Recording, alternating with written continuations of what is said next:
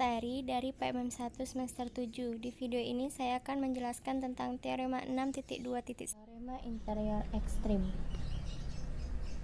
Sebelum memasuki bunyi teoremanya, sebelumnya saya akan menjelaskan apa itu titik interior.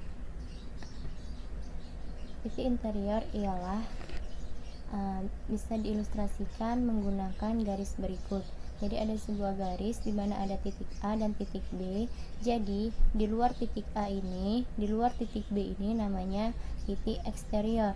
Sedangkan garis yang ada atau cakup lingkungan yang ada di antara titik A dan titik B itu disebut dengan titik interior. Jadi titik interior yaitu cakup lingkungan yang berada di antara titik A dan titik B.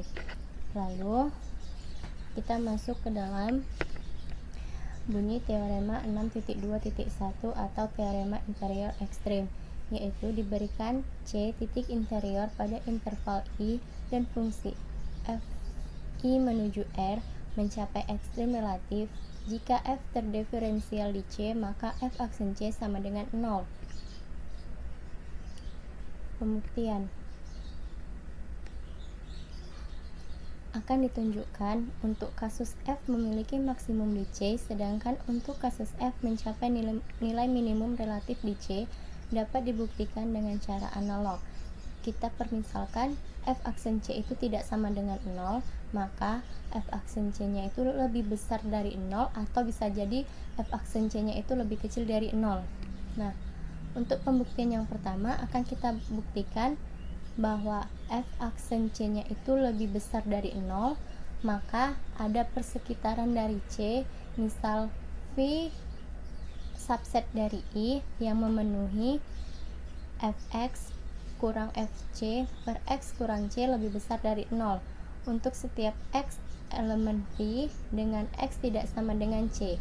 Selanjutnya, untuk setiap x elemen V dan x lebih kecil dari C, maka berlaku fx kurang fc sama dengan x kurang c dikali fx kurang fc per x kurang c lebih besar dari 0, maka akibatnya fx lebih besar dari fc untuk setiap x elemen V dengan x lebih kecil dari c.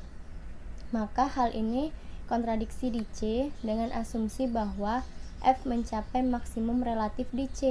Dengan demikian tidak benar bahwa f aksen C lebih besar dari 0. Untuk pembuktian yang kedua akan kita buktikan jika f aksen C nya itu lebih kecil dari 0, maka dijamin ekstensi persekitaran di C, misal U subset dari I yang memenuhi fx kurang fc per x kurang c nilainya itu lebih kecil dari 0 untuk setiap x elemen dari U dengan X tidak sama dengan C.